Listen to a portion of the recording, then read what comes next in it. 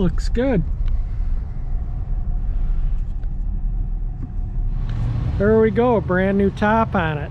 We'll take a walk around while it's here, because when I get it home it's going in the garage.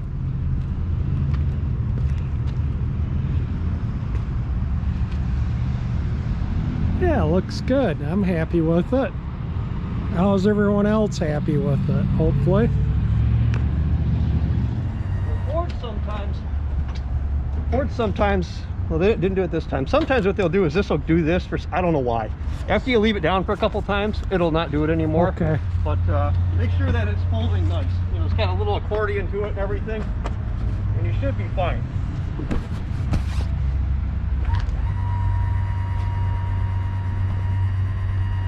Now I got you adjusted to where when it's all the way down, it's as low as I can get this.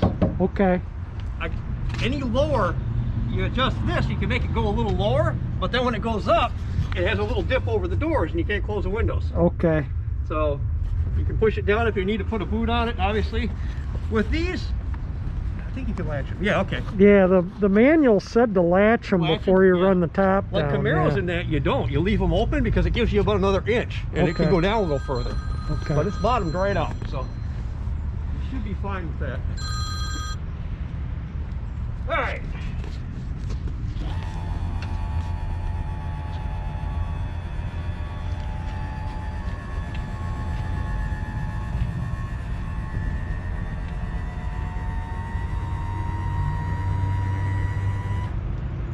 Stopping it about right there.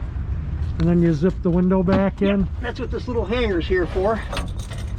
You know, by all means, if you don't want to put it up, these are the rear pads. So this keeps the tension on it, where it doesn't stretch the top all out to where when you do put it up, you hit these wrinkles all over it. Okay. The pad will take up that stretch. You just took that in there. Starting it's a little tricky, usually. It's because it's so close up to the bow. But in order for me to get it any lower, the top of the window would be showing here. So I got to have it exactly where it is. It's like, well, yeah, it's stuck. And then it doesn't look too bad. No, it's fine. That's usually where they are. It's a brass zipper. It's brand new. So if it sticks on you any, you can always put like soap or candle wax on it to kind of give it a little lube. Okay. I wouldn't put any petroleum because it'll rot the stitch out of it, then you'll end up having to replace the stitching on the zipper. Okay, so like candle wax would be good. Yeah, and it's slippery as it is. Usually they get better as they get older, so you should be fine. It's brand new. So the trick is,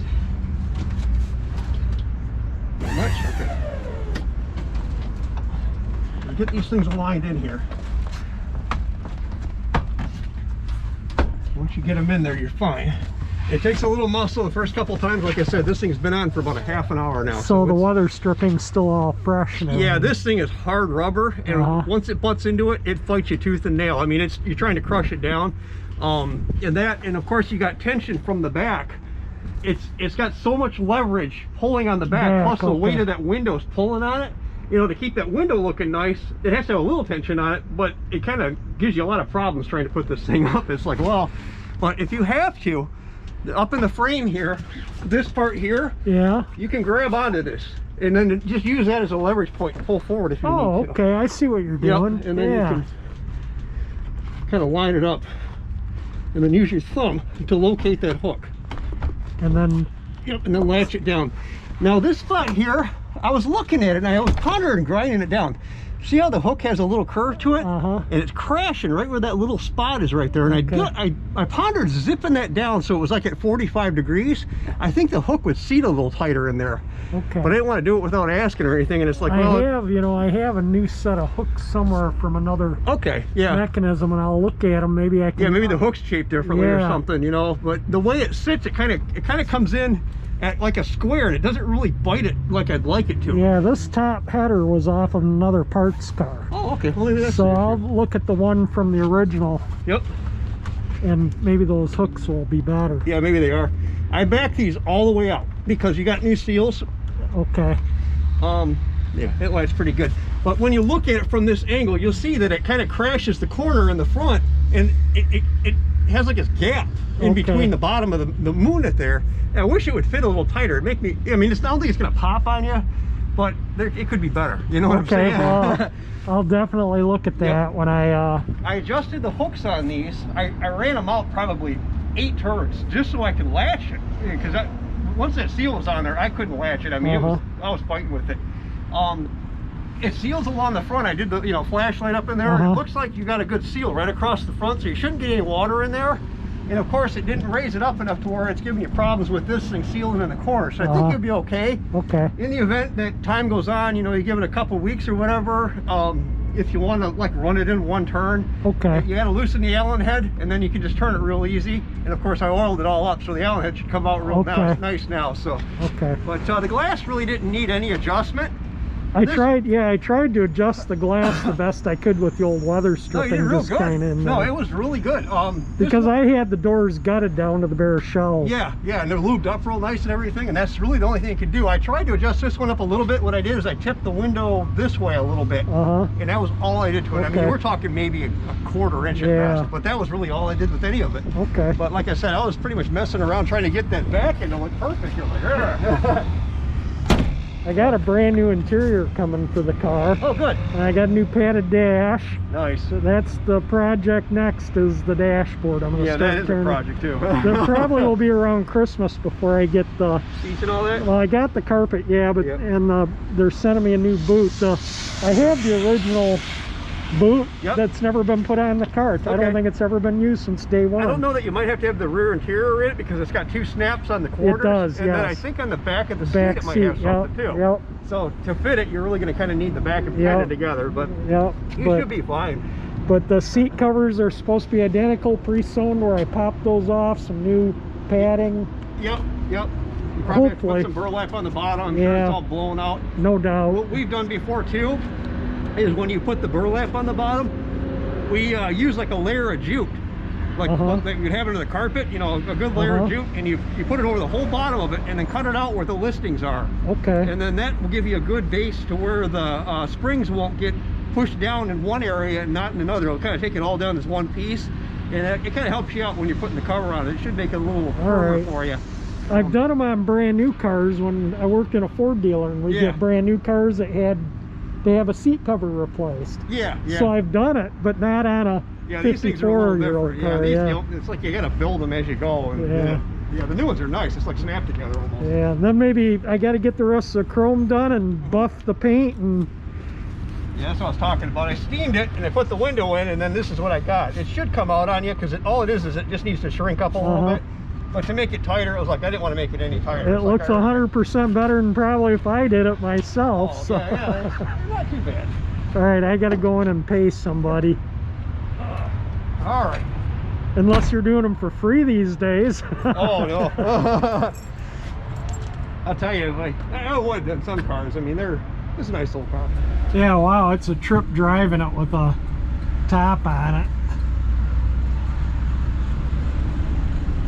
Well, you gotta wait for traffic to clear.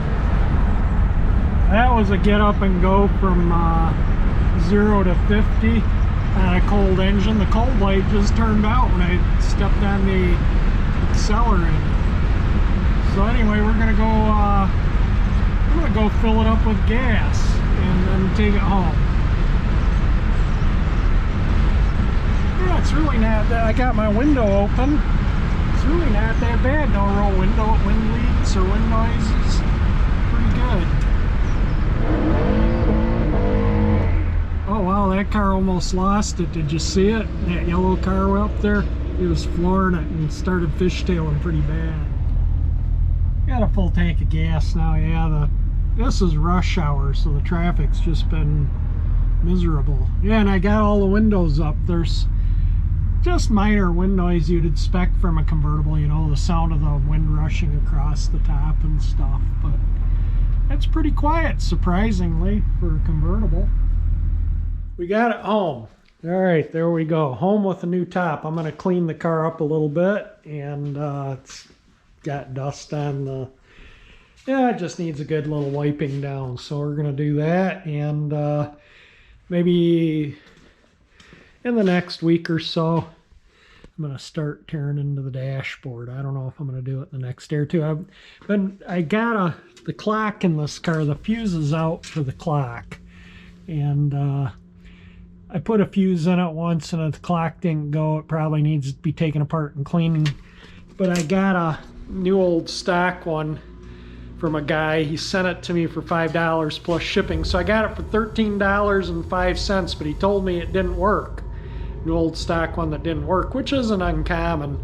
But I'm gonna add that into this video. I got it working, and I'll show you in the video what I had to do to get it going, and I just gotta finish cleaning it up and put it together, and then the clock will be done. But in the meantime, I think we're gonna get this cleaned up, and then I'll get a video edited up for everyone with the top all, you know, I gotta clean fingerprints off, and I'll probably have to do some minor final adjustments on the glass and stuff, which is, you know, really no big deal.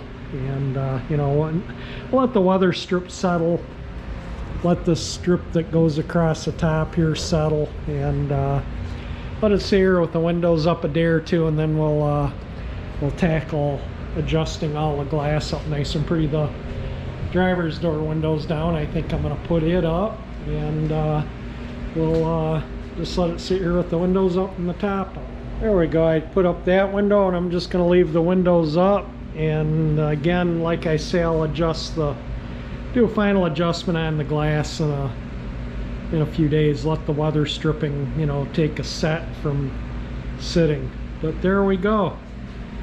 Got a top, brand new top, not a bunch of tape across the header holding the top on. Really super happy. It drove nice, driving it home. Again, I filled it with gas, so we got a full tank of gas. There we go. I'll figure out the gas mileage too when I get an extra minute. There, you can see the boot down in here in the trunk. Got the trunk, all the old convertible top and everything out of the trunk. So that is all mostly together. And you can see down in, well, maybe you can't. Let me turn that row of lights off. Nope, that didn't help. So I'll get in the car and show you. Yeah, it's looks nice in here. These are those flat specialty screws. I ordered a bunch of ones to replace the ones that were missing, and I refinished everything. But yeah, that snap is so you can snap the window up to get it started zipping. But doesn't that look nice with the frame painted gloss black against the, well, it might not show up in the video here, but it really does contrast with the top and the chrome. Let me get a light and shine a light in here. Now, mind you, the chrome is all beat up and needs to be replated, but yeah, that looks really nice with the gloss black, with the, you know, with the convertible top color. So I'm gonna wipe all this mechanism down. Really, you know, there's handprints and stuff all over it, so I'll wipe all that down too, and we'll call it good, and then we can get started on this mess.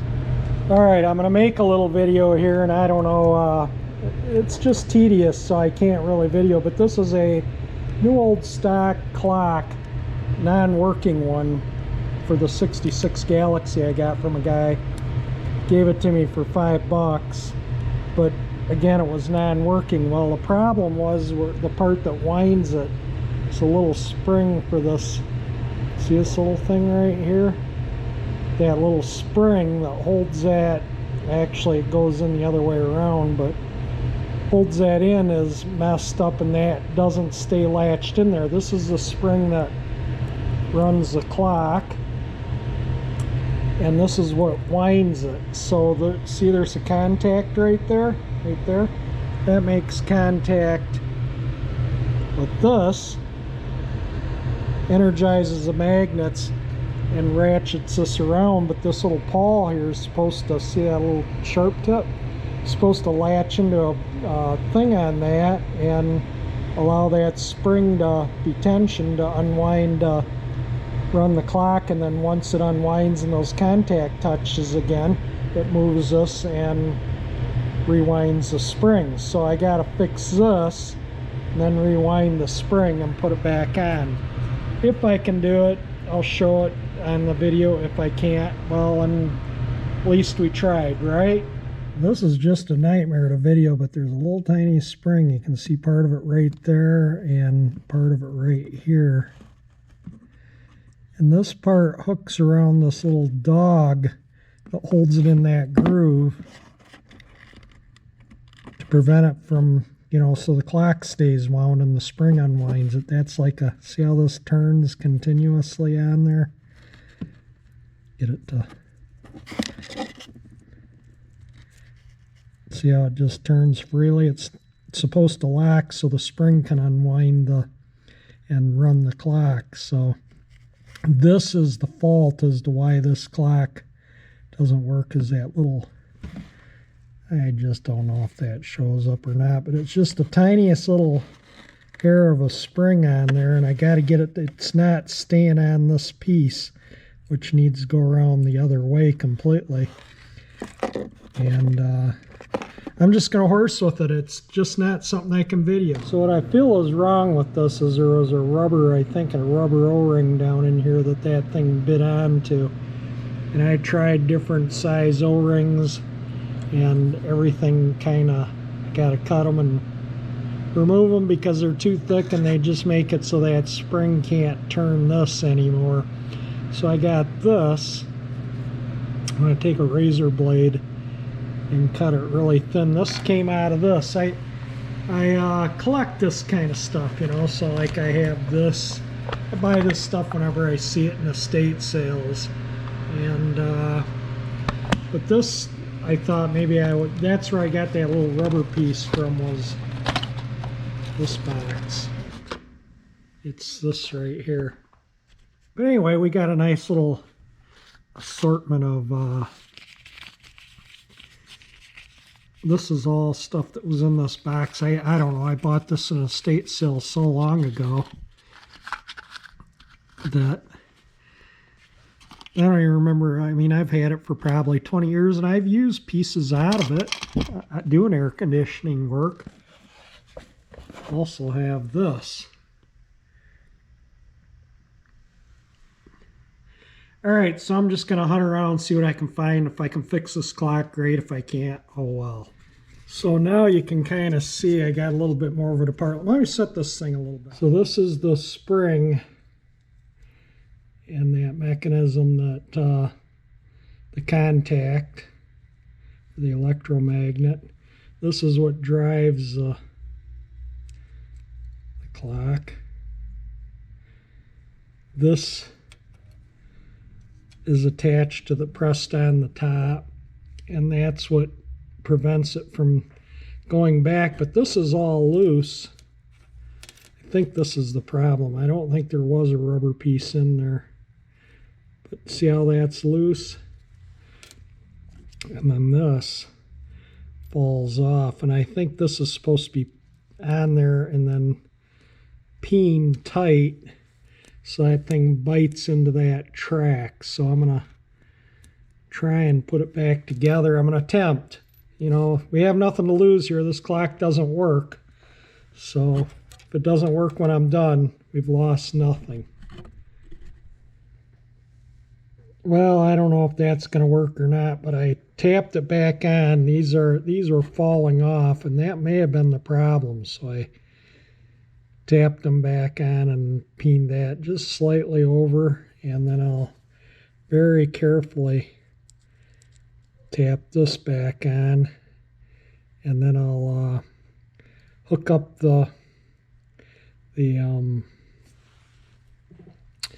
hook it all up and see if it works. So I got this back together and it seems to work. This allows it to go one way. That's like a one-way clutch. Let me adjust the camera here. I don't know what I can't see the screen, but so basically that is hooked in with that spring now. So this, see how it goes one way and not like I can turn it. I can turn it freely that way, but it locks that way, which is the way the spring will want to turn it. So that should align the spring, put it together, and it should work. So the clock mechanism seems to be working, and you can see these contacts through this hole right here getting closer and closer, and when they touch is when it needs to wind. You can see they're just now starting to make contact, so the electromagnet would energize. You can just see it stop too, and then it would wind this out that way, and then the clock, you can see the thing starts working again. So now we're going to hook it up to the battery and see if when those contacts contact, if it winds. All right, I got the old battery from the Escape here, and let's see if this, let me see if I can get this to where you can see that thing start to move maybe. Let me just see if I can figure out a good way to, there, that might show it winding. Okay, it just wound, and it is running.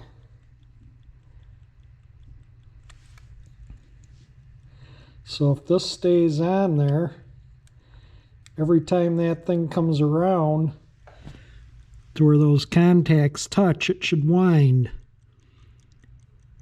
And if it does, I'll hook it up to the battery and let it go, set the time, and see if I need to adjust the speed on it, slow it up or speed it down. There, it just wound again. I don't know if you heard it or not, but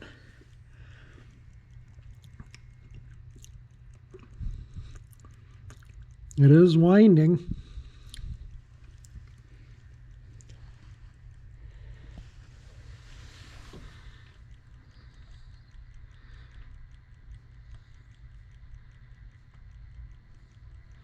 We'll just see what happens here. Let it wind a couple times, and if it does, I'll clean it out and put it back together, and then we'll see if it keeps time. There, it just wound again. All right, so I think we got this clock working. Let's just make sure it keeps time now. See, you have nothing to lose. Yeah, take my wire off. You have nothing to lose by repairing what you have. I mean, if it doesn't work, it's, you know, it's not going to destroy it trying to make it work. So I just kind of, that's, you know, the era cars I liked when I was in my 20s, this era cars, 50s and 60s, nothing was available. You had to fix everything. If you wanted it to work, you had to take it out and fix it. Now I see these people, oh, we're going to revive this car that sat for 30 or 40 years. And they go to the auto parts and they buy a starter or an alternator or whatever. And then they burn it out in short order. You know, I would rather fix the original stuff. See, that's ready to, contacts are making contact. It's ready to wind again. And, but anyway, yeah, so I've always repaired what I have rather than just run to the store and buy a, you know, a brand new carburetor. I'll rebuild the original one, or a brand new alternator. I'll rebuild the original one. You know, you can find these clocks brand new in the box, but they're 50, 60 bucks. I gave the guy $5 for this. He said it was NOS. He said it didn't work. It cost me $13 including shipping. $13. I'm willing to take my chance and see if I can get it working, and it looks like we did. And I think this little doohickey, I don't know if you can see it or not. Yeah, it's hard to see, but this little doohickey here, whoops, changes the speed of the clock right there by how far that is, but I'm not going to touch that. That generally, when you set the clock, it moves that one way or the other if you set it just a little bit. So if you have one of these clocks that's always 10 minutes fast and you're turning it back 10 minutes every day, it'll automatically slow down the clock. That's like a little tooth gear on there too, and when you set it, just move it a little bit, it can move that. It doesn't really show up in the video, but take my word for it, when you set these clocks, it changes the speed of them, slows them up or speeds them down if you are continuously having to adjust it 5 or 10 minutes one way or the other.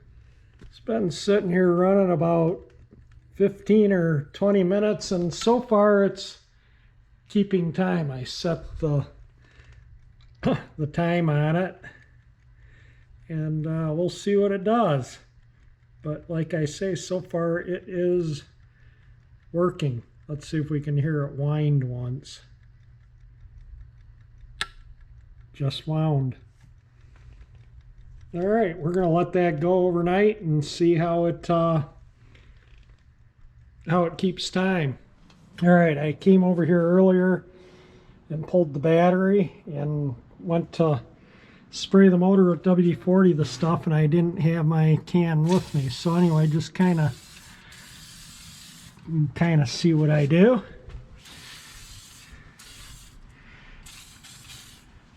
That just prevents some of the stuff from corroding up, and then in the spring I'll just hit all that stuff with a little gum out when I get it going, and the stuff on the manifolds, I think I'll just spray, will burn off. Yeah, it'll smoke a little bit, but so be it. Just keeps them looking nicer during the, you know, the winter when condensation gets on this stuff. It doesn't get all that surface rusty look. All right, that looks pretty good. I think we'll call that sprayed down. Yeah, the air cleaner is back on, ready to put the hood down and cover it back up again. There's no battery in there. That's just a topper that sits on top of a Napa battery. And I've had people ask, you can buy reproductions of the originals, but I just got this topper and put it over a new Napa battery. Why not, you know? Yeah, I just put the cover on, and pretty much well keeps the car clean. And it is set for storage for the winter.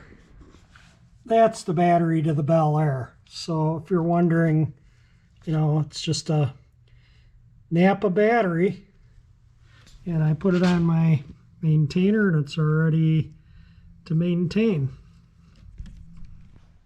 There we be.